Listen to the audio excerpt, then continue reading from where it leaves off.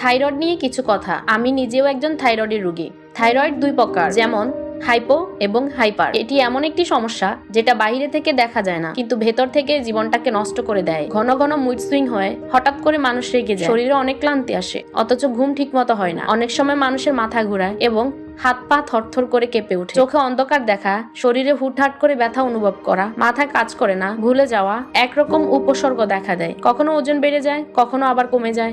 খাওয়ার অভ্যাসেও পরিবর্তন আসে, চুল পড়ে, ত্বক শুকিয়ে যায়। কিন্তু সবাই ভাবে হয়তো মানুষ নিজের যত্ন নেয় না, মন খারাপ থাকে, কিছুতেই আনন্দ লাগে না। কিন্তু কেউ এটা ভাবে না যে হরমোনাল ইমব্যালেন্সের কারণেও হতে পারে। অন্যরা ভাবে অলস, অথচ প্রতিদিন নিজের শরীরের বিরুদ্ধে কতটা লড়াই করে চলতে হয়। যাদের থাইরয়েডের সমস্যা নেই সেই মানুষগুলা সামাজিকভাবে বুঝতে চায় না বা বুঝতে পারে না যে এটা কতটা কষ্টদায়ক। তারা ভাবে হাঁটা চলা, খাওয়া দাওয়া সবই তো ঠিকঠাক আছে, তোমার কষ্ট কিসের, কম খাও বেশি হাঁটো সব ঠিক হয়ে যাবে। এরা জানে না যে হাইপোথাইরয়েডিজমে মেটাবলিজম স্লো হয়ে যায়, ঘুমের চক্র নষ্ট হয়ে যায়, এমনকি মনের শক্তিও কমে যায়। এটা ঠিক যে বাইরে থেকে মানুষ না বুঝলেও হাজার হাজার মানুষ এই অবস্থার মধ্যে দিয়ে যাচ্ছে। উল্লেখ্য, বিশ্বের উন্নত দেশগুলোতে থাইরয়েড রোগী যে পরিবারে থাকে, পরিবারের সদস্যদের নিয়ে কাউন্সিলিং করা হয়। রোগীর সাথে কেমন আচরণ করলে তারা স্বাভাবিক থাকবে সেই বিষয়ে পরামর্শ দেওয়া হয়, কি খেতে পারবে কি খেতে পারবে না। অথচ আমাদের বাঙালি বেশিরভাগ পরিবারই এই মুড সুইং বা ডিপ্রেশনকে ঢং বলে চালিয়ে দেয়। মানুষ না জেনে নানান ভাবে জাজ করে। এর জন্য রোগীর আশেপাশে শুভাকাঙ্ক্ষী পরিবার পরিজনদের সবার সচেতন হওয়া অত্যন্ত জরুরি।